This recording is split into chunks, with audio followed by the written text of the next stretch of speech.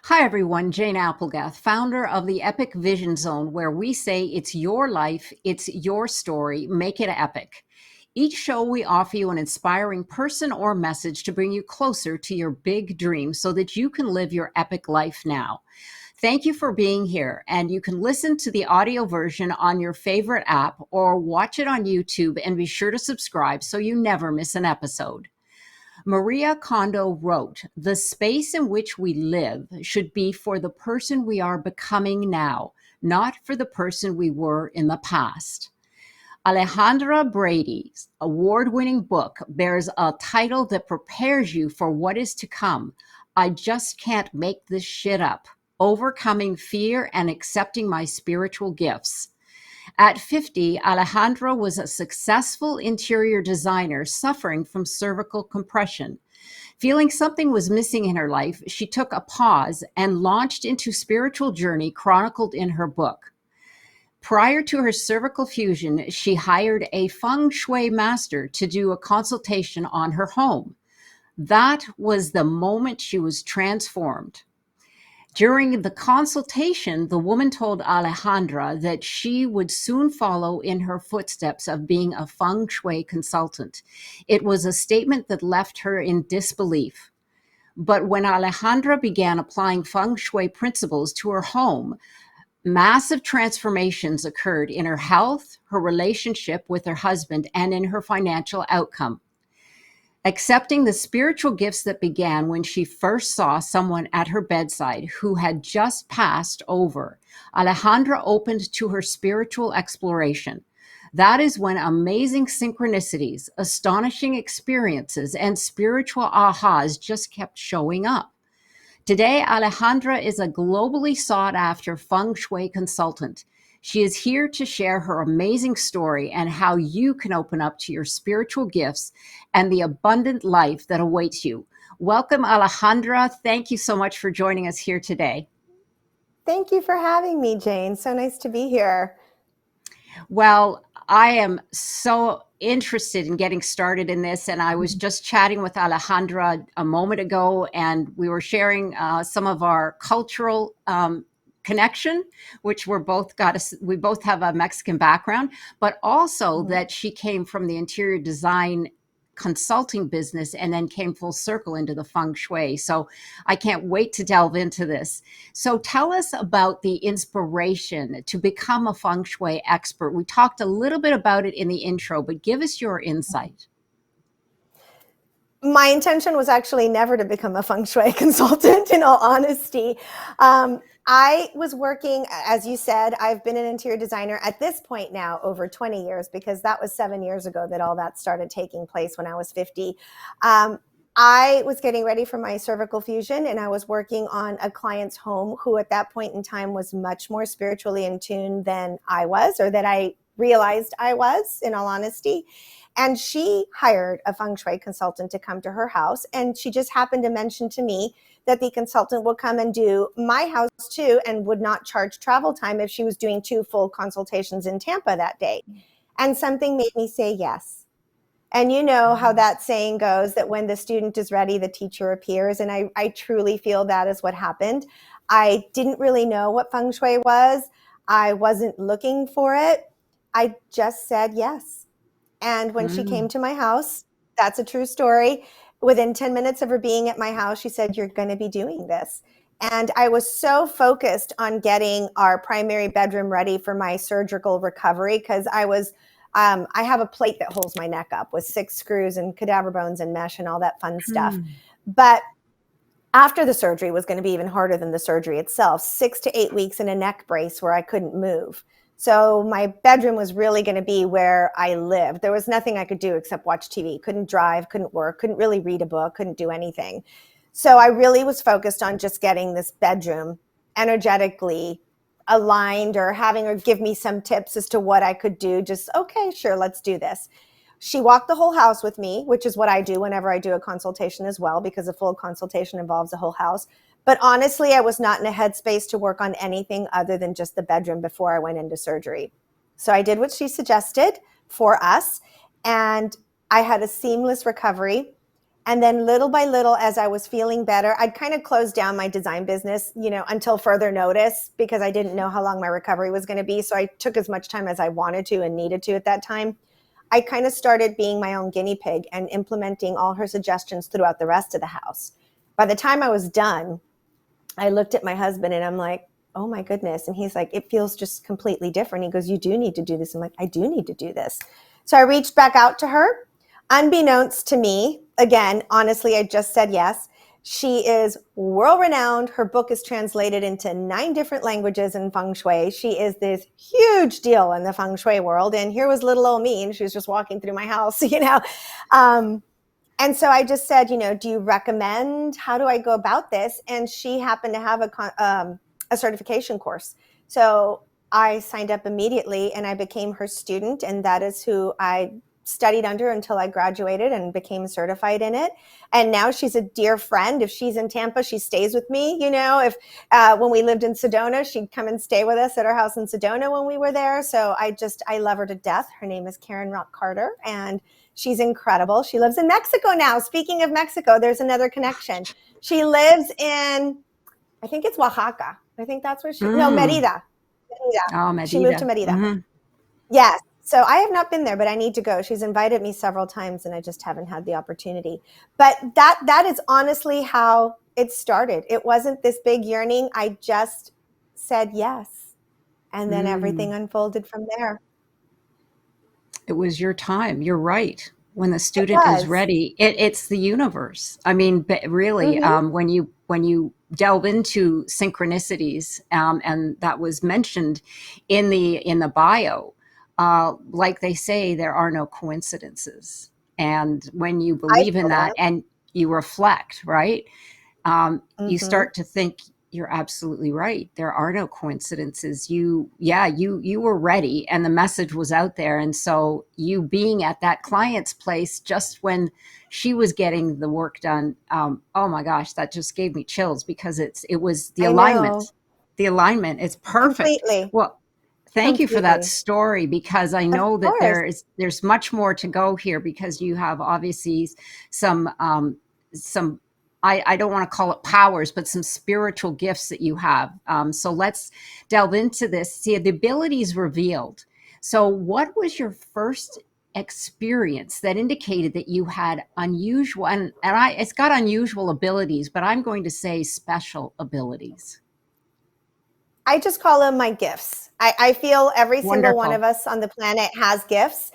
Uh, I don't feel that everyone is going to be open to their gifts or going to use their gifts, and that's just everyone's journey. But I do feel that if you want to use them, they are there. We've all been gifted with them. And I also feel that we all have different ones because I mean, how boring would it be if everybody had all the same gifts, right? Yeah, So right. I again, until I started writing the book, I didn't realize that I had these abilities, but then it was like an aha moment in the middle of writing. But my first instance was at 16. My sadly, it's a tragic story, but my boyfriend passed away in the middle of the Hmm. night in a car accident.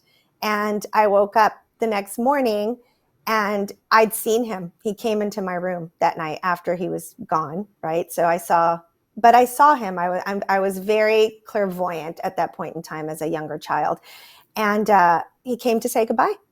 So I walked Hmm. into my parents' bedroom the following morning because this happened on a Sunday night. And this is 1984. So just to set the scene, because people are like, oh, you could have Googled it. No, no, no, no. None of that existed. There was no TV in my room. There was no phone in my room, no computer. That hadn't even been invented. There was no internet. So my mom was on the phone. Her face was red. You could tell she was crying. She had the receiver in her hand, and she was being told what I already knew as I walked in. And I was talking to her in Spanish, and I just said, I don't want to go to school. And she just looked at me. She said, ¿Por qué, mijita? And I go, because, and I said his name, died last night. And she just looked at me. And I looked at her and I go, he died, right? And she goes, yes, he did. You don't have to go to school. So I sat on the edge of her bed while she finished on the phone call. And then she explained to me, what happened. It was a car accident and everybody in the car died. And my parents Hmm. had gotten mad at me for some reason on Sunday morning. And I don't remember doing anything wrong, but it was a very last minute, you can't go. And so I didn't die because I wasn't in the car. So Wow. everybody else in the car passed away, unfortunately. So it was a very sad story. I don't remember my mom ever going like, how did you know? Hmm. So it was never a conversation. And again, being that we have the same background to a certain point, you know, past life regressions and seeing dead people and all that is not something that we really chatted about as Catholics. So it just never got brought up again. And Hmm. then when I saw the next person who'd passed, I'm like, oh, okay, well, maybe everybody can do this because it doesn't seem to be a big deal. My mom didn't think anything of it. So it never Wow. occurred to me that it was anything unusual until I started my spiritual journey and I started writing in the book and I started working with healers who were able to see that I had this ability. And I'm like, well, yeah, but doesn't everyone? They're like, no, not so much. So Hmm. it was a little bit of a delayed, I remember all these instances, but I never connected the dots as to them being gifts until my journey started for real, at 50. Wow. That is Yeah. amazing. So interesting that your mom had no sense of curiosity, or maybe it was fear. Maybe she didn't Or want to know. or it did happen and I don't remember, but I Mm, don't remember ever having a conversation. I just want to be completely truthful and transparent. I don't remember ever having, but we were also dealing with a death, right? So then it was like right. all the trauma from the death and the funeral. So if I do remember one thing that happened, I asked to go see his mom because I Mm, wanted to tell her what I saw and that he was mm, okay. He asked me to do that. And my mom took me, it was several weeks after the funeral. And that has been the case throughout all the people that I've seen who have passed. It's never been about it being for me. It's been about me giving the message that they are okay to somebody else. somebody So that else. was something else that kind of took me several to understand what was happening. And I'm like, okay, so you're not coming to me just to make me feel better. It's about me, but I'm really just a messenger Mm, for somebody who needed to know whatever it is that I'm saying to, because sometimes the message didn't even make sense to me. Whatever they were right. telling me to say was like gibberish to me, but it was very specific to whoever it was meant to go to. So that's Mm, that's a part of it that I understand, and I don't try to right. interpret or do anything else. If I get a message, I'm like, hey, are you opening to hearing what I have to say? And if you are, this is the message. And Right. usually And it does that's, something specific. yeah, yeah. And that's so interesting because the first word that popped into my head was messenger, that you're a Mm-hmm. messenger. Yeah, yeah. I'm an That's oracle, is what I've been called. I'm an oracle. So I receive them and I spit them out, basically. I'm not interpreting. I'm not trying to predict the future. I'm none of that. I just get the message and I hand it over.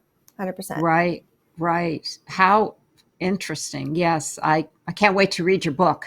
I haven't picked it up yet, but oh my gosh, that journey must have been, yeah, because creativity and writing actually is a process and it does help us, work through a lot of things. So thank you so much for sharing that. I did read in their bio a little bit about that story, but you didn't Mhm. explain the whole depth of it, and it just makes it so impactful. So, how has your spiritual journey then changed your life and your purpose once you realized that you had this? I feel now for me, my purpose I met my husband at the age of 18. We dated all through college. We got married right after college. So my purpose from 21 to 22 when we got married to about 50 was a wife, a mom. We have a son who's turning 30 in March, being all the things, room mom, team mom, all of that stuff. Everything changed at 50. So I felt very purposeful up until that point. And I Mm, had a beautiful career with my interior design and all of that. Uh, the neck was designed to shake me up completely. There was nothing wrong with my neck. It's not like I had all this stuff for years and years and it finally ended up in cervical fusion. I had lower lumbar fusion 3 years before because I had scoliosis as a child, but there was never anything wrong with my neck. So having to undergo that really shook me to my core because I was like, why? Where did this come from? mhm. And I was meditating one day and asking what my purpose was. And I got given the answer to write the book. So I feel that I am living out my purpose for the second half, second act of my life, from 50 on out till as long as I'm here till in this lifetime. I feel like I'm truly living my purpose, which is to be of service to others and to share my story so that others who are just waking up maybe have a little bit more of a guide to help them get through it. I didn't have one. I was very fortunate to find a lot of really amazing healers, and I had the resources and the time to do that. Not everybody does. So I'm hoping in some small way that by sharing my story that my book kind of can serve as that guide. And then I put all the healers' names and contact information in my book so that other people who are called to work with them can work with them. I got all their permission. So all the names of every teacher and healer I worked with are real, and they're all in the back of the book. So everybody can reach out and work with them if they're so called to do so. Because again, it's being of service. So I feel I'm living my purpose now. The second half of my purpose. I felt very purposeful as a mom and a wife and, all that as well. But yeah, Oh it's different yeah, now. that's wonderful. It's like a reference. You have it as a reference as well, the book, Mm-hmm. because you've got all Mm-hmm. those contact information in there. Yeah, I find that's, your story is like you said, hopefully it will encourage others to explore their gifts. And I have a feeling that there is a shift, that there are a lot more individuals that are coming to accept or to at least be open to understanding that we might have some gifts that we haven't explored in the Oh, past, because 100%. there's science now, in fact, behind some of this mysticism, as we Mm-hmm. call it. But the science is now Mm-hmm. proving that it's not just the woo woo, or it's not just the ancient, mysticism that some of these people used to practice. It's like, yeah, it's really there, and it really does exist. So fascinating. Thank you so much. So, talking about the You're book, welcome. what inspired the awesome title, I Just Can't Make This Shit Up? And what led you to well, and you said what led you to author the book. So, give us insight into the title, because that is so catching. I mean, I would pick that up even if Oh, I thank didn't know you. you. Oh, thank you. Well, Amazon doesn't seem to think so. They don't they won't let us advertise it because of the name. But you know what? I'm not worried about it. The people who are meant to Wow. read it, it will get to their hands, and that's that. And I'm not changing it. People tried to get me to change it, and I'm like, nope, that's what it's going to be. I came up with that title. It just, well, I say I, but I mean, when I say I mean my team. I have an amazing team of spirit guides that work around me all the time, and I feel them with me all the time. I feel my parents, my in-laws, angels, all sorts of different guides with me, truthfully, all the time. So when I get messages with words or songs or anything else, and I know we'll talk about the titles of the chapters later, but I know that they're guiding me. So I was at Miraval, and I was walking, which is a beautiful place to go in Tucson, Arizona. And it's one of the places I go to renew and recharge and heal. And I walked into a session with a healer I've never met before. And I said, hi, my name is Alejandra. And she introduced herself, and she goes, so what is the title of your book? And I'm like, at that point, it was just scribbles. Like there was no Mhm. book, it was just me writing stuff down that was happening to me. And I said, well, I'm thinking of how I healed from the inside out, how I overcame fear. And she had a very, very heavy French accent. She goes, no, no, no, no, no, no, no, no. What do you want to call your book? I said, well, I just want to call it I Just Can't Make This Shit Up, because I can't. And then she just started laughing. She goes, that is the title of your book. I mean, that was like the first 30 seconds of walking into a session that had nothing to do with talking about my book, that didn't even exist at that point in time. So that's, again, that's just a Tuesday for me now, and I love that. Another messenger. Oh my gosh. Again, they're all my teachers and messengers, just come out of the woodwork. The very first time I went there to try and figure out and kind of dive into different modalities, because I was just studying feng shui, and I'm like, the people that are going to call me to do this on their houses are going to be so much more spiritually knowledgeable than I am. Let me learn a little bit about, different modalities, and at least understand what they're talking about if they're talking to me about things. And I got there and I signed up for all these different classes, and I kid you not, I'd say 90% of what I signed up for, I didn't end up doing.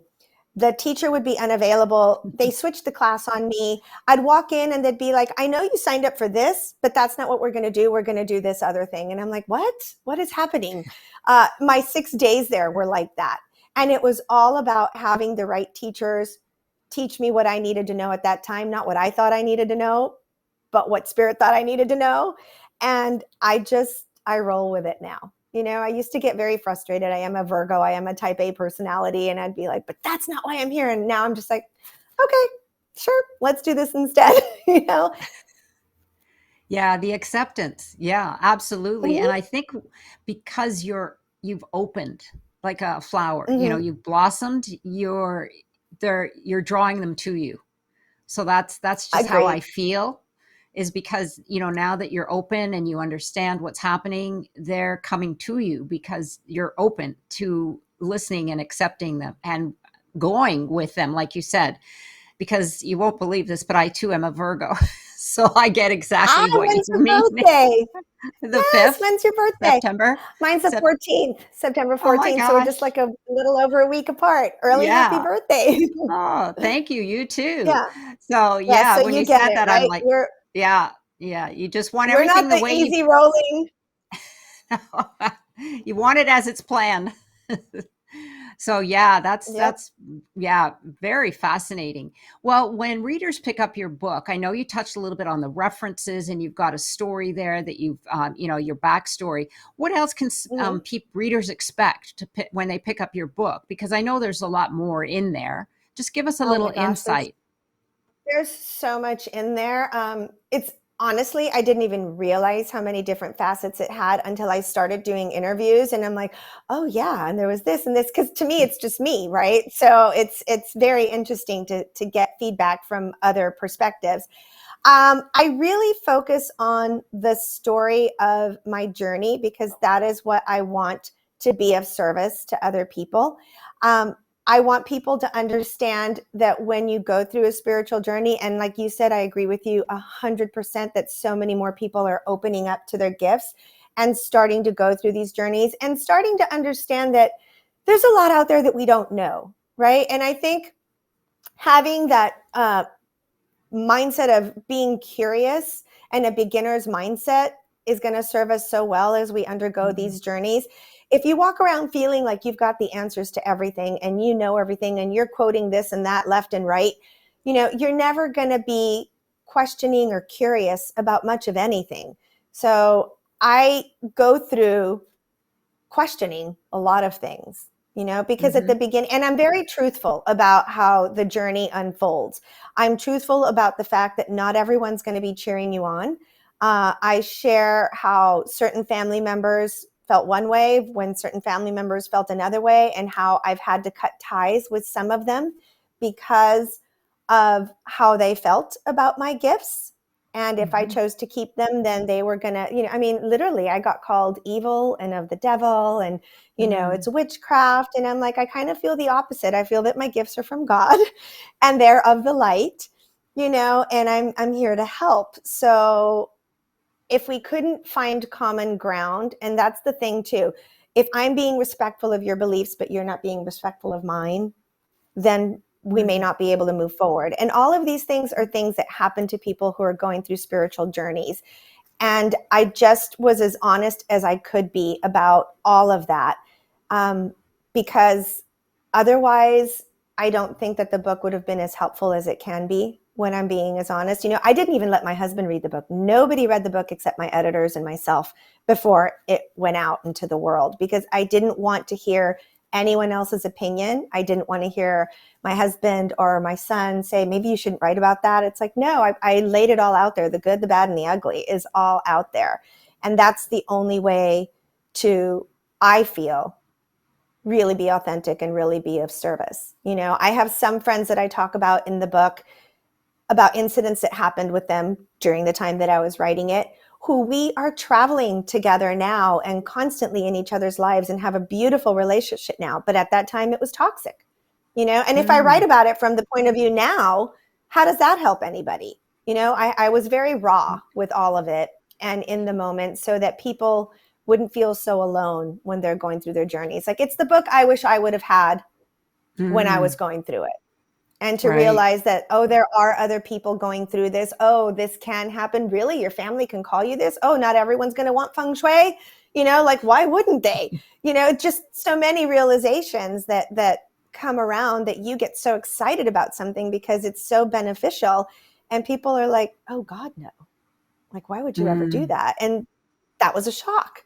So I just try and be as truthful as I can be. I don't make anybody a villain. I don't make anybody a victim. I just kind of share what happened along the way, and right. it ends. It had to end somewhere, right? I mean, I just can't keep going. It had to end somewhere, and it ended at a place where I kind of came to terms with a lot of things. But there are still relationships that are up in the air that continue to be so to this day, that may or may never come back together, and I have to be okay with that too. That's part of the journey as well. Yes, that is the growth journey. I mean, Right. literally, it's whether it's a spiritual journey or whether it's a business journey, and you're growing and others are not. They're it's humans are very. It's innate in us to protect ourselves, but in the protection, what it does is it keeps you small. So Joe Dispenza has a beautiful saying. He says, "When our thoughts are no longer a record of the past, but a roadmap to the future, that is when we draw our future to us." Because those who aren't open, like you said, those are the ones that have to stay in their box because that's where they're Right. comfortable. But comfort doesn't equal growth. And it doesn't mean that, Right. you have to go out into the jungle and face a lion. But in some cases, that's how those individuals feel, is that if you take away what I know, then I'm not going to know anything. And if I don't know Right. anything, I'm nobody, because I've Right. left what I know behind. So yeah, it's a really interesting journey, and it happens all the time. But kudos to you for going forward, and because that is a very difficult thing to deal with. I know when you say that you're going to accept your spiritual gifts, but then others see you as a devil, or they see you as the Antichrist, or whatever it might be. Those are their Mm-hmm. beliefs. So yeah, mine is always curiosity, always I curiosity. I'm am like, too. wow, that's interesting. Tell me more. It like Right. never ends. Right. Go down the road. Well, I wanted It to ask doesn't. you, yeah, no, it doesn't end. And that's what makes us so unique, because when we're children, we're Mhm. always curiosity. We never stop asking why, why can't we do that? Why can't we have this? Why, what does that mean? But then we get conformed. It's unfortunate, but Right. it's culture, it's society, it's families, it's all that. But as we grow, then hopefully we understand ourselves and we become more aware. So it's the journey, it's the journey. It is. So definitely, I wanted to ask you then, because you have a background and you talk about it in your book that you were adopted. So why was Mhm. that such an important topic in your book? It's twofold. It became an important topic for me because I wanted to honor my parents that raised me, and they are not my biological parents. And they were always very honest about the fact that I was adopted. So when my biological family actually found me at the age of 40, it was a shock, but at least I knew that they were out there. So, kudos to my parents for never lying or pretending or anything, and always having me hold my biological mom, especially, in very high regard. Like, thank you for giving me a great opportunity at life. Thank you. I was always taught to be grateful to her for, I mean, it was an adoption in the 60s. It could have gone a lot of different ways, right? So she gave me a shot at a better life than she could afford to give me when she was a 17-year-old, who got pregnant with her high school boyfriend. It happens to a lot of people. And I wanted to be grateful. And also, it certainly is part of my story, and it is part of my journey because they found me. And Mm, in finding me, I found that my gifts are bloodline gifts. My mm, biological mother and I have the same gifts, as do my half sister, I believe my half brother. However, that's the family I no longer speak to because of how they reacted to my gifts. And it was important to include them because they have been some of my greatest teachers in all of mm, this, honestly. I was not expecting their reactions. I was not expecting to be treated by them the way I ended up being treated by them. I tried for 11 years to keep them a part of my life. And then I just had to make that decision that it was no longer serving me, right? We Mm-hmm. were never going to meet in the middle. We were never going to, there was not going to be a place where we could coexist with what was happening to me and what was unfolding for me and how I felt about what was happening to me and how they felt about what I was doing. So it just served me better to not. But they are wonderful people. They are on their own path. They are on their own journey. They are doing their own thing. And I have nothing but the utmost respect and, of course, so much gratitude to her because she did give me a better shot at life. And then when I turned 50, exactly 10 years later, same week in July, my biological father's family found me. So I think that is pretty unusual. I know there's a lot of people out there who are finding their parents, and you usually hear it the other way around, right? The kid went and found the Yeah. parents they wanted to. So I had great parents. I never had that need to look for them. And here I was, somebody who wasn't looking for them, who got handed both sides, which to me is still a gift, even though it turned out the way it did. To have Mm-hmm. gotten to meet them. I never met my biological father. He passed before his family found me. But I have the coolest half brother who sadly thought he was an only kid for the first 45 years of his life. And I'm like, hey, you've got a big sister. So I just saw them. I was in Dallas in May, and I have a lovely relationship with them and my little nephew. And, that it's been a gift, regardless of how it ended with half the family. It was still a gift. And I think that that's also an important, even if we left all the spiritual stuff out of it, I've been on several podcasts just for adoptees because this is starting Mm. to be a really big thing because of all the DNA sites out there, Right. Yeah. and my only thoughts there are, you have to go in with your eyes open. I went in with my heart wide open and my eyes closed. I was just Mm. so excited. My parents had passed 2 years before that. I was 38 when my mom and dad both died. They died 6 months apart. And so at Mm. 40, this biological family found me. So it was like, oh my goodness, what a gift, a whole family all over again. Like, this is insane. But I didn't take my time. I jumped right in. I probably didn't do as much research. I didn't work with a therapist. I did everything that probably you shouldn't have done. And so I wanted to include it in the book so that if that resonated with some people, I would just say, by all means, if you're feeling like you need to find them or they find you, by all means, do it. But understand that you're people that you share DNA with. Like, they're not family that you grew up with. They're complete strangers. And you're all getting to know each other as adults, and just take your time and do the research and understand why whoever's searching is searching for, and, set boundaries from the beginning, and, just do all the things I didn't do, but I'm telling you to do. Yeah. Take it from me, my mistakes. Take it from me. Yeah. Although, I say my mistakes, and my mistakes were in that, it probably could have been a little easier on all of us if we'd done some therapy and taken a little bit more time and not jumped into it. But I don't think them finding me and my being open to it was a mistake. Like I said, they've been amazing teachers. I'm glad I met them. I really am. I'm Good. glad I met them. I wish them nothing but well. I think if mindsets ever changed, I'd be open to it, but I don't feel they will, Mm. based on Yeah. 11 years of it. Mm-hmm. But you never know.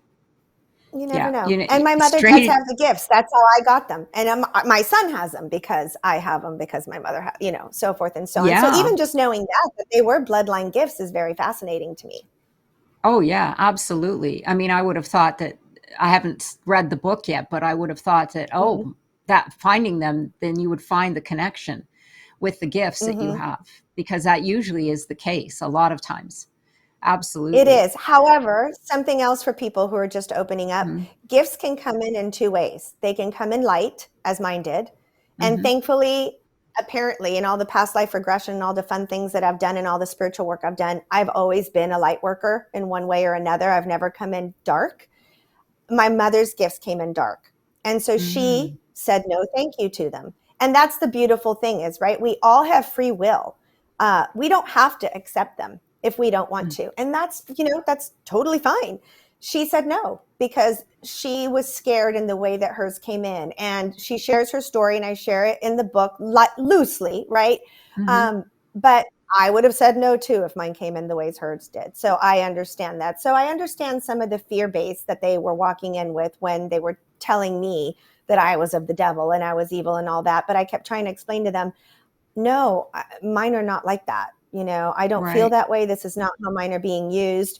I only work in the light. I will only ever work in the light. I do not allow any darkness.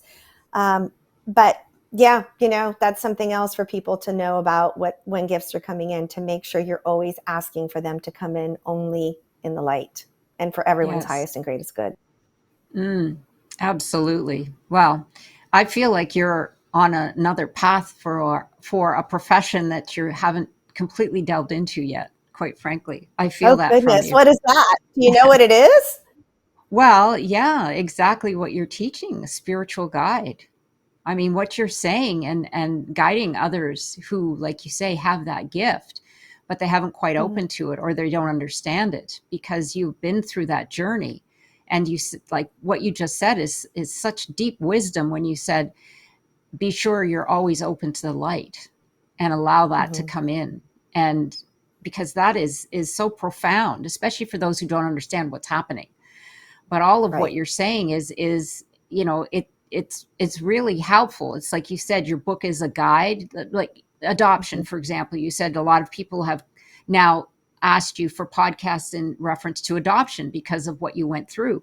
Well, what you went through as opening up to your gifts is a completely a whole nother realm of Right. learning and teaching, right? Just like you went to take a course in feng shui to understand how it works. Well, people could come to you and take a course on, okay, you went through it. Tell me if what I'm experiencing or how you dealt with it, how I can now deal with it. And it's just, yeah, I'm just feeling that I'm because you, open. there you go. Yeah. That's what I'm feeling because you have such a, it's also a passion, but your heart is open and I can feel your light. And I love what you Oh, said. thank you. Accept it in the light, Thank you. never in the dark. Thank you. And yeah, Never.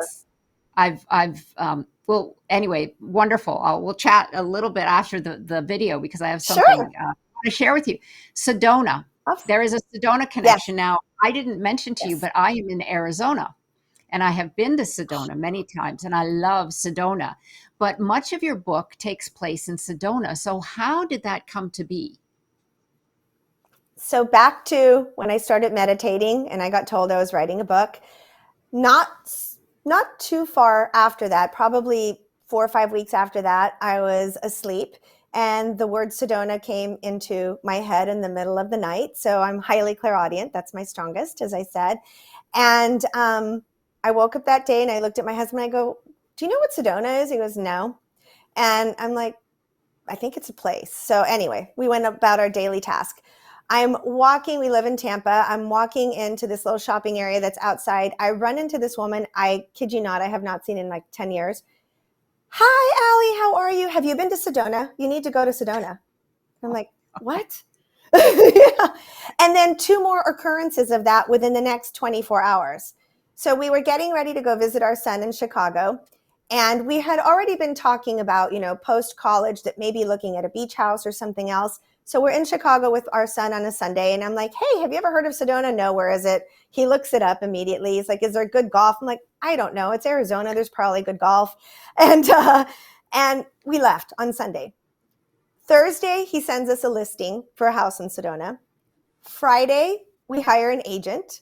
Saturday, my husband and I get up here in Tampa and we're like, maybe we should go there and see this place before we consider buying a house there. This is how fast this is all moving. I buy tickets on Saturday. We land the following Thursday, work with an agent Saturday and Friday and Saturday. Sunday morning, we're getting ready to leave, and there was one more house for us to go see. We walked in. I go, "This is the house." This is after seeing like 20 some houses that I was like, well, maybe I'm not. Maybe I was just supposed to come. I don't know. We put an offer in on Monday, and on Tuesday, we owned a home in Sedona. That's how fast it Mm, happened. On the other end wow. of things, after that, we moved there during the pandemic full time because we could be outside every day, as you know. Mhm.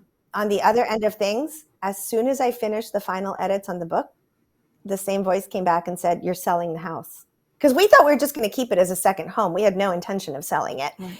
And "You're selling the house." I'm like, "Oh, okay." So I go back to my poor husband and I'm like, "I think we're going to sell the house." And he's like, "What?" We talked to an agent. We put the house up for sale. It sold in 48 hours and we had to move out in 10 days. Same time frame as Oh, when we bought it. So in my 10 days, gosh. out in 10 days. And that's just how my life works now. And I just trust. We doubled our money in 3 years. So the universe rewarded us for listening. I don't think I would have ever been able to write the book had I stayed in Tampa because, friends and work and busyness and all that. And I had none of that in Sedona. I just worked with healers and wrote. So I Mm, was taken there very specifically, for a yeah. task. And then as soon as I was done, I was told Sedona doesn't need you here anymore. And it hurt my feelings at the beginning. I'm like, "But I'm a healer. What, Sedona doesn't want me?" It's like, "Nope, we don't need you here. Go back to where you came from and people there need you." And I'm like, "Okay." So that is Wow. how my life works these days. I just, I follow when I am Yeah. guided.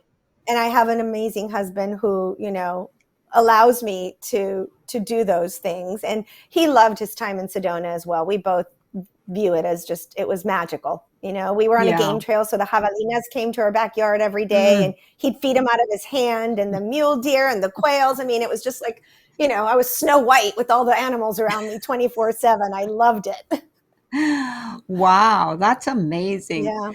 Yeah, Sedona is, I call it, you said it wouldn't have happened in Tampa, and I call it static because there's so much static. It's the static electricity or energy, however you want to call it. It's noise. Mm-hmm. And when you're in a creative space, you want to make space. That's how you create, is when you have space to just stay away from the static energy and you come into whatever it is that's trying to come through you. So Sedona is the perfect place because, of course, that's where a lot of energy healers do go because it's supposed to Mm-hmm. be magical in that sense. But yeah, and your timing couldn't have been better because like you said, you were there during the pandemic, and yes, here you could be outside because we had beautiful weather, and you weren't in a city where you had to be confined and all that kind of stuff. So yeah, Right. that's Well, it wonderful. wasn't my Well, timing. yeah, I It was know, it was and their timing. So yeah, absolutely. And I'm just laughing because you said your husband must go, okay, here she comes. I wonder what's going to happen today. So yeah. I used to feel so bad for him because, we started dating at 18. So from 18 to 50, he's married to pretty much the same person. We're both growing at the same rate. And then at 50, it just went like all rules just went out the door. And he's just like, boom, his head just keeps spinning. But at the beginning it was more challenging, I think, especially for him. He's like, "People are going to think you're crazy. Like, you need to be careful what you're saying." And I Yeah. get that. It came from a place of love and concern, right? But now he knows that, he's also seen so much. When I say Yes. something's going to happen, it happens. And when I say someone's going to do something or someone's going to die, or I wake up in the middle of the night and the next morning I'm like, "Somebody hugged me last night. We're going to get a phone call. Somebody passed." And, by 10 o'clock that Mm, morning, we get a phone call. Somebody passed, because that's who came and hugged me the night before. Like, he's mm, seen so much of this that right. he doesn't question me anymore. Right. If I say something outlandish and just say, "I just need to go do this," he's like, go do it. Yeah. And then we Yeah. found out his mom and dad have passed too. His dad likes to send us dimes. And so it's like, within our son, our daughter-in-law, my husband and I, we find dimes in the most random places. And we know it's from his dad, because I was working with a healer who said, gave me the whole reason why. And I'm like, "Oh, I know who that person is. That's my father-in-law." And does that too. So now he's starting to be more open and looking for Wow. signs, and acknowledging when they come through, and understanding what they are, and knowing that we're being guided. We're here for a Hmm. purpose. So we're being guided to do what we're here to do. And he trusts that, and he trusts me. So I appreciate that. Yeah. Amazing. Just amazing. Wow. There's another book. What can I tell you? You're going to be a very busy lady. Oh my That's all goodness. I know. I'm going to get off this podcast. She says, I've got a list already. Well, speaking of products or projects, you have a feng shui card deck. Tell us about I that because do. I I think do. that Do would you be want to see it? fabulous. It's pretty. Yeah, It's yeah, pretty. yeah. Let's see. Oh, can you see which Wonderful. where's the I see there's it. the No, camera. no, no, Yeah, no, the camera no, keeps moving. I don't know how to do no. that. I'm going the opposite direction. There it is, There right you go. there, right there. Yep. Okay, the So that oracle. is called Hmm. What Should I Feng Shui Today? And it's an oracle deck, but it's actually not super woo woo. It is more on the practical side of things. So it is for people who, if you're not ready to hire a feng shui practitioner, if you don't want to, if you can't afford to, it's a way for you to work on your entire home with Hmm. just the deck. There's 77 Mm, cards, and by the time you go through all the cards, you will have feng shuied everything, including your garage and your attic, your basement, the garden. I touch on all parts of the home, even your mm. wardrobe and your closet, because we can do that as well. We're both wearing blue today. Blue's all about communication and good communication. So interesting that we both chose different shades of blue. I love that. Yeah, Uh, so I just wanted to create something again that was helpful, that not everybody wants somebody in their home or can afford to have someone in their home, but this is a way for you, under your own time frame and under your own power, to start energetically working on your home. And a lot of people have wonderful. told me that their kids love it. Kids absolutely love this deck, which surprised me. I didn't even think about that when I was doing it, but that the kids will, like sometimes on a weekend, everybody will pull a card, like parents and kids, and then everybody will see how long it takes them to complete whatever the task is at hand. Oh, that's So fabulous. they're like, Oh I my saw my gosh. son sweeping like the front porch the other day. And I'm like, you did? And he goes, he's never swept anything in his life. But the card said, sweep your front entrance. So he went out there and swept the front entrance. So some tasks, take 5 minutes. Some might take a couple of hours. And there's no right or wrong. If you pull one and you're like, I don't have 3 hours to redo my closet today, or whatever it is that I might say, pull another card that takes 5 minutes. It's, there's no right or wrong way Mm, to use it. Just I whatever speaks to love you. that. It's Yeah, I'm fun. gonna, It's fun and yeah, it's yeah. practical, and it's just it's almost like that little nudge that says, I should probably look at my refrigerator. Oh, I should go through my spices and see if any of them are stale from 3 or 4 years of never having looked at them. Yeah, It's very common sense. It's not right. mystical or woo woo in any way, shape, or form. Yeah, absolutely. Yes, I think everyone could use one. Let's put it out there for It's on sure. Amazon. You can get it I on know. Amazon. Well, I'm definitely gonna get myself one, and they sound like perfect Christmas gifts. They're Absolutely. You fun. know, They're fun. yeah, What I encourage everyone to do is to get a little journal and keep track of what you do and when you do it, and then kind of keep tabs on how the energy shifts and the energy changes and what mm, happens after you do some stuff to your house, because you're going to shift the energy by doing anything in your home. And I think it's really, really fun to see just how fast sometimes things can shift when yes, you're very intentionally working on your house, because your house is a absolutely. reflection of you and you're a reflection of your house. So is it saying what you want it to say? Yeah. Yeah. Oh, yeah. No, I completely agree. It's much more than just the placement of furniture, which is what I thought feng Oh, shui was all 100%. about. I mean, Oh, no, I'd not heard at about all. it, but no, it's really about the flow of energy and your Mhm, energy with the house. But absolutely. mhm. Yeah, I can't wait to delve into that. So we did touch a little bit at the beginning about the titles of your chapters and how they are all song titles. Tell us about that. So they are gifts from my mom, and she sent them all to me. She passed. So they are gifts that I've received as I was writing the book. And I Mm, had worked with a healer who said that my mom wanted to come through more often for me, and she was going to do so through music. And I'm like, okay. I mean, like there was music playing at our house, but like, nobody played an instrument, or like music was not a huge thing in our house where you'd immediately go, yeah, that makes sense. It was like, all right, we'll see what happens. As I was writing the book and as I was editing the book, and as I originally just had my chapters numbered. Um, but then as I was doing my edits, like a song would come into my head, or a lyric, or a title. And sometimes I mm, had no idea what it was. So I started just scribbling it down and paying attention to where I was writing or what I was writing about. And then if I had to go look it up and see what a lyric was, and then the title would make perfect sense with whatever I was writing about. mm. And Wow. in the end, she gave them all to me. I wish I could take credit and say I was that creative by coming up with these amazing songs as the titles for each chapter. But again, just like the deck, it was channeled through me. My mom just Amazing. kind of came through and came up with the songs and the titles, and I just then I started paying attention. But yes, you just are writing and some crazy song comes into your head, and I'm like, Mm-hmm. why am I hearing this Why? song? Right. I've had that Like, happen. Not when I'm yeah, writing, just while I'm doing something, I'm going, why did I remember that? That's like an old song. right. I haven't thought of that And in years.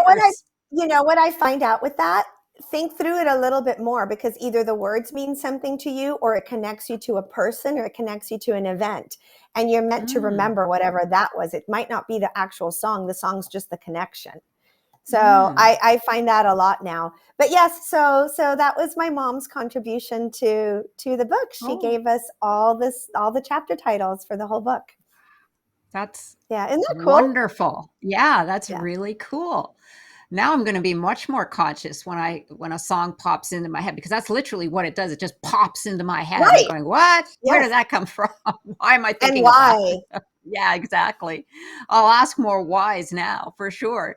Then I usually just Yeah. go on humming it, thinking, "Oh yeah, I like that song." Mhm. I try to sing it, but my husband's like, "No, Jane, don't even go there." Stop singing. Yeah, right.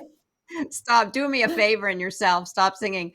So I'm really curious then, with your spiritual gifts, does that assist with manifestation? It assists me in, yes, absolutely, manifestation and in my feng shui. I Mm, rely very heavily on my intuition. I mean, I rely obviously on my training and my years of practice at this point as well. But when I step into a space, whether it's virtual or in person, I use my intuition to help guide me, to tell me the things about the house and the people who are hiring me that maybe they're not ready to tell me, mm, because I always encourage everyone. I'm like, you called me, you're asking me into your space, you're paying me good money to be here. Be honest about what's going on, and what, either are you calling me because there's issues, or are you calling me because we want to call in some mm, manifesting, or some, what is it that we're here for? And I find that a lot of times people are very hesitant, especially at the beginning, to be truthful with me. But my spiritual gifts tell me, keep asking questions, or they'll give me the question to ask, right. and then 5 minutes later, the person is, crying, or telling me that they're, the same person that said, oh no, everything's, oh, financially, we're great. 5 minutes later, well, my husband lost his job 2 years ago, and I'm like, okay, so why didn't you just tell? But I keep asking, because I feel like I'm Mhm, just not getting to the bottom of it. I don't feel that what you're telling me is the core of why I'm really here. mm, So I rely very, very heavily on those gifts to get to the reason why somebody's really calling me in, so that I can really help. If you're not right. sharing with me what's really going on, it's kind of hard for me to help you. I mean, I can see what the Right. house is saying to me, and a lot of times the house will tell me itself. But if you can also share with me and be honest, then all of it together, we can really work some magic in Mm, this place. wow. So I'm guessing that most of your clients are female. They're the ones that call you Not in more so? necessarily, believe it or No? not necessarily. Majority, maybe 60%, are Okay. female. Um, a lot of them come with spouses, right? And so Mhm. the husband will be there. Half the time they'll be there with their arms crossed, very closed Mm, off to yes. the whole thing. Mhm. Like, why is this woman in my house? But by the time I'm gone, they're all on board.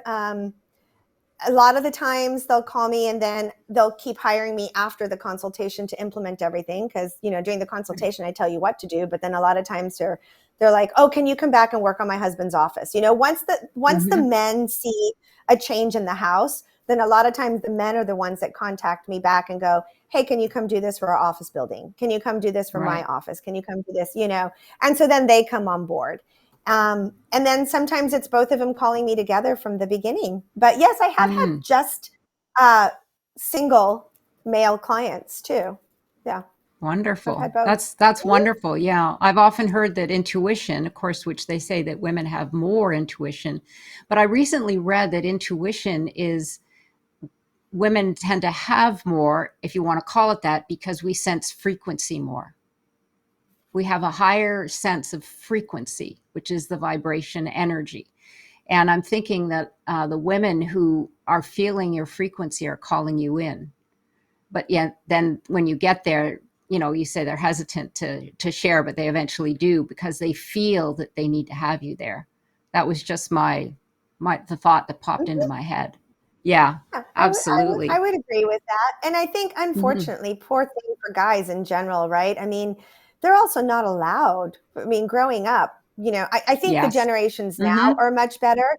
But like Hmm. our husband, I mean, speaking for my husband, he could be bleeding and sliced to pieces outside. He's like, yo, I could still run. I'm like, dude, a week from tomorrow, my husband goes in for a full knee replacement. So that's going Oh to be fun. boy. And I'm already, we had another surgery for his knee as a last ditch attempt in March. And the day I brought him home from surgery, he's like, I think I'm going to get on the Peloton. I'm like, what's wrong with you? Like, they're not allowed even that downtime to even tap into their intuition. And again, Right. I feel much hopeful for the younger generations because my son's definitely much more in tune than my husband is or was. I Right. think he's a little more open now. But, so I think that also helps women more because even though maybe we weren't allowed 100%, we're certainly allowed more than guys in Oh, for general sure. up For to now. sure. So I'm glad Yeah. that's changing. I think it's going to better society as a whole for everybody to be Oh, able to tap into their intuition, just so much of a better overall flow of energy throughout the world. oh, absolutely. 100%. Well, I know that you recently posted on your feng shui. I looked at your Instagram and I really enjoyed watching some of those. And you had some I'd love some takeaways for our listeners. You had Of some course. great feng shui tips for Zoom calls and podcasting. So just give our audience a little bit of information on some easy tips. We talked about one earlier. I always suggest doing some Palo Santo or smudge spray or smudge, Mm, whatever works for you that's a space clearing tool. Ring a bell, if nothing else, ring a bell. Because even though you and I obviously have very good energy, a lot of times when you're on Zoom calls, you don't know who's on there. There could be 50 people on a call. You could be doing a live podcast. You could be doing whatever the case may be. You don't know everybody's energy and everybody's intention that you're sharing space with. And I feel it's very important to clear before and after calls. It helps you come in a neutral state of mind so that I'm not bringing in whatever's been going on up to my day up until the minute that I sat here, right? And projecting that onto whoever I'm on calls with. And B, I'm clearing any energy that may have come through the screen at the end of my call to once again bring myself and my space back to neutral.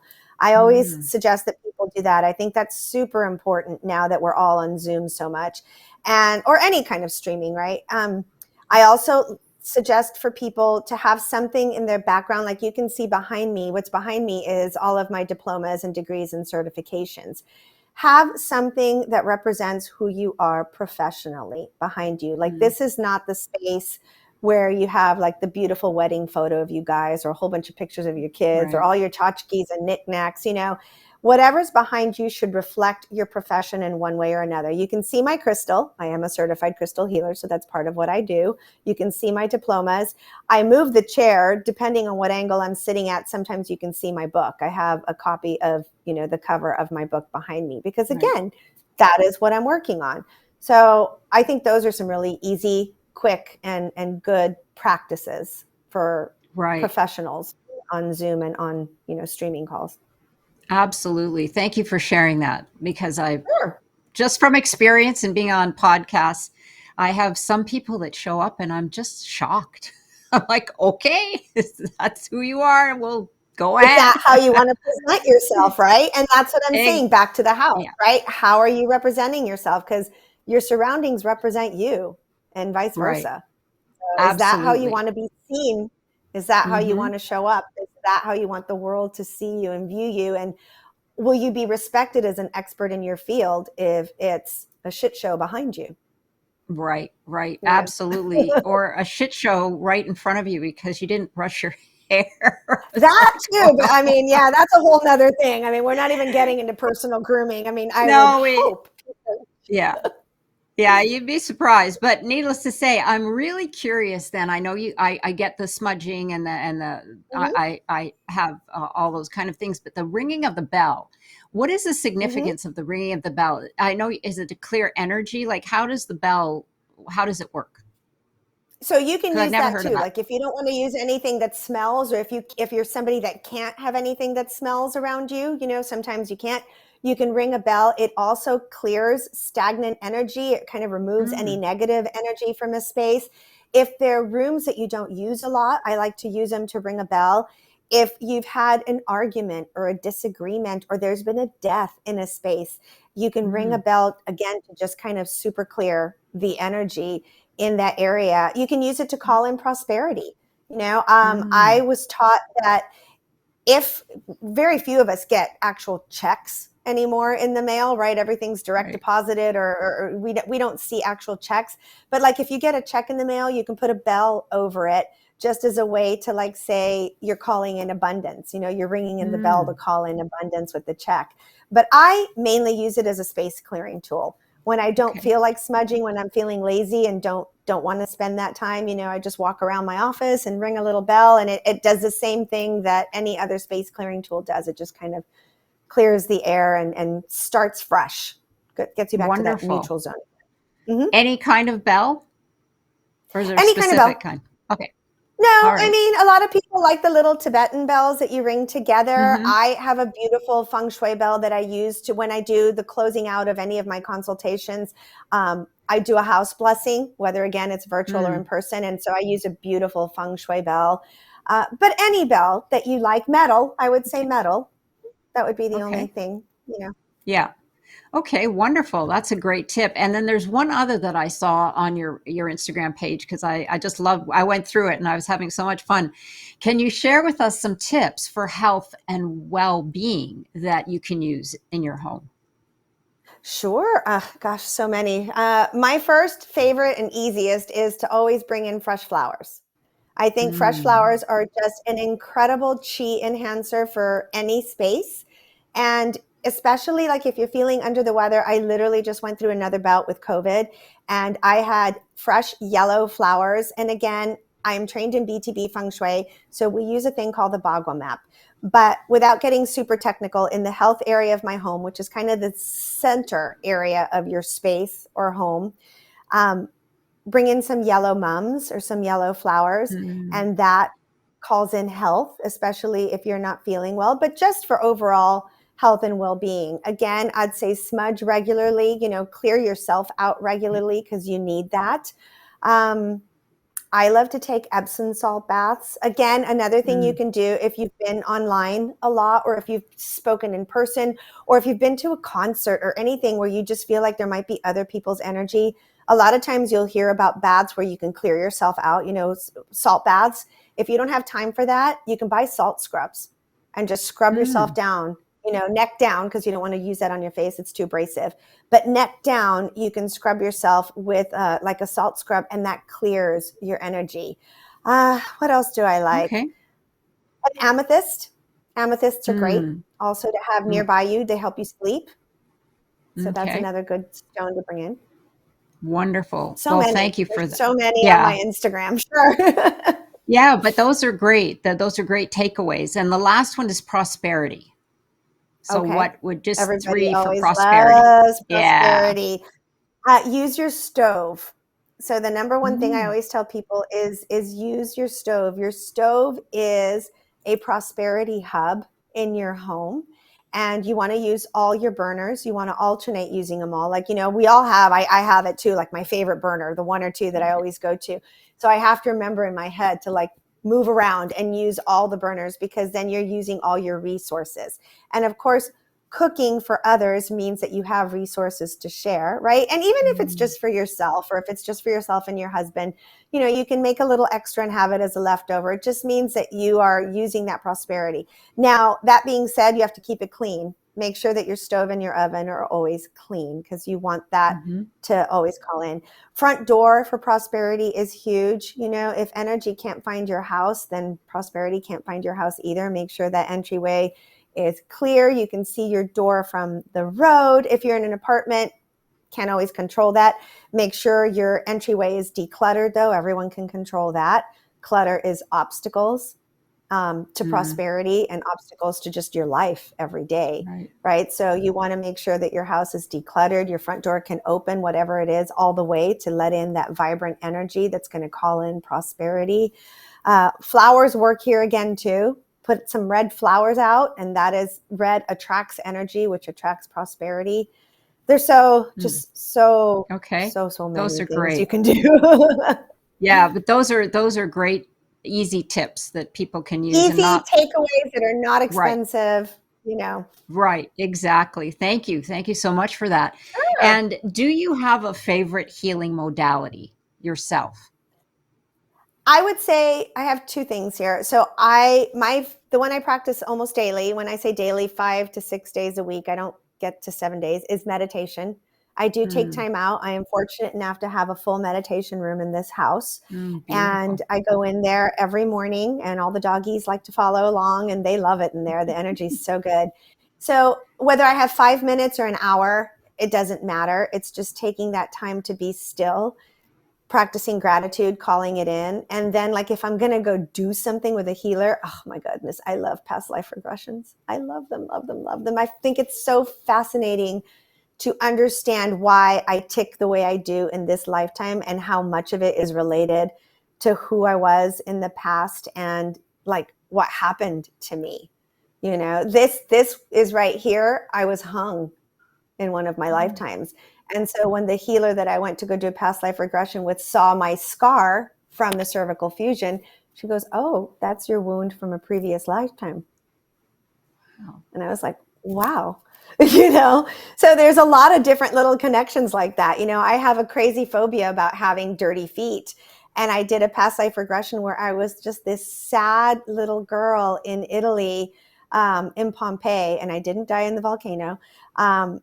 But who lived in this dirt hovel and was constantly filthy. And like, it was very Mm, clearly shown to me that her feet were always dirty and she hated it. And I'm like, oh, that's my madness in this lifetime, why I go shower and stick my feet in the shower every night before I get into bed. So it helps you understand how you function in this lifetime by seeing where you've mm, been, at least for me. Again, this is right. all for me. And I'm ancient. I've done this I've been around so many times, since ancient times, literally, that there's a lot of different fun things that pop up for me. So it's been really interesting. It's my favorite thing to go do. Mm, how interesting. I asked It is. someone if our souls are immortal, and they are. And Mm-hmm, that's probably what it is. mm-hmm. It's all the different souls that have had different Right. lives. Well, it's Yeah. my soul, right? It's the Hmm. same soul that's had all these experiences. And then Right. as you do past life regressions and as you go to places where you once lived as well, which happens at least again for me, you collect those soul fragments that maybe kind of got left Mm, behind in the previous lifetime. So, right. I think that's why I get called to the places that I get called to go to, like Egypt, like Italy. I've climbed Vesuvius. I was obviously in Pompeii a couple of times. I keep getting called to places that I may not know why I'm going there. And then I'll end up, a couple of years later doing a regression and I had a lifetime there. I'm like, oh, well, that makes sense. Okay. Yeah. I was Hmm. called, I went to Stonehenge and I had to go. But this is before all my journey started. And then when my journey started, it's like, oh, yeah, you were right there. I'm like, okay, that makes sense Wow. now, right? I'm being called back to retrieve those soul fragments that maybe were left behind at Right. that physical death. Mm-hmm. Wow. Fascinating. Yeah, Yeah. See, this fascinates me because, yeah, it really is. It's another realm. I mean, and for it people is. to be open to accepting it and that it does exist, that's a whole nother story. But definitely, I think it's a blessing that you've found all of this, and it's obviously changed your life completely. So just wonderful to see that transition. So let us know where then people can discover more about you, your events, your book, and your resources. And we'll have all Sure. of this on the bio pages too, by the way. Oh, great. Thank you. I would say easiest place is my website, alejandrabrady.com. Simple, to the point, and you can, figure out how to work with me there. All the information will be on there. And then I've kind of had to just pick a social, like you mentioned, my Instagram, and kind of stick to one because I just don't have the bandwidth to be spending all day on social media. And I am Alejandra G. Brady Lifestyled on Instagram. It's pretty easy to find me. It's not hard. So those are the two quickest ways to get a response, from me if you want to work with me or Right. something. And there's contact info and all of that on the website as well. So it's pretty easy. Okay, wonderful. Yes, and like I said earlier, we'll have that all on our bio pages, so Thank you can you. go there as well. And if there was one message that you could share with the world, Alejandra, what would that be? I think trust your instincts, trust your gut. If you're getting Mm, these little nudges that are starting to lead you down a path, go with it. Have that beginner's mindset. Ask to stay in the light and just mm, have that beginner's mindset and see where it takes you, because the world needs all of us light workers. I mean, it hmm. is, the time is coming, and there's more and more of us every single day. And don't be afraid. It's not always going to be easy, but don't be afraid. And you'll find, for the people that you do lose, you'll also gain people who are much more energetically aligned with where and who you are now, and that'll become part of your tribe. Yes, absolutely. Well, because we are here on the Epic Vision Zone, I have one last question, and that is, if your life were an epic story, which I believe yours is, what would the title be? Do you think I can come up with anything better than "I just can't make this shit up"? I don't think so. I think I No, kind of blew that one. that's right. That's right. Well, yeah, I try to get people to say, no, not your book title. Come up with I another one. know, but I really don't know. I don't know. Because everything else that I tried to come up with just didn't seem to sum it up the way this does. You know, Okay. All I right. Well, mean, we'll I we'll just stick don't with know. that then. You just can't make this shit up, right? Truth is stranger than fiction. That's It definitely is. a perfect statement for this. So thank you again, Alejandra, for joining us here today. And once again, be sure to check out all of her information and her contact and her book, and go to our Epic Vision Zone bio pages, where you will find all of her social media contacts as well. And be sure to follow me on Instagram at Jane Applegath. And don't forget to connect with me at janeapplegath.com, where you can gain access to your free downloads, Creative Power, and Vision Play Sheet.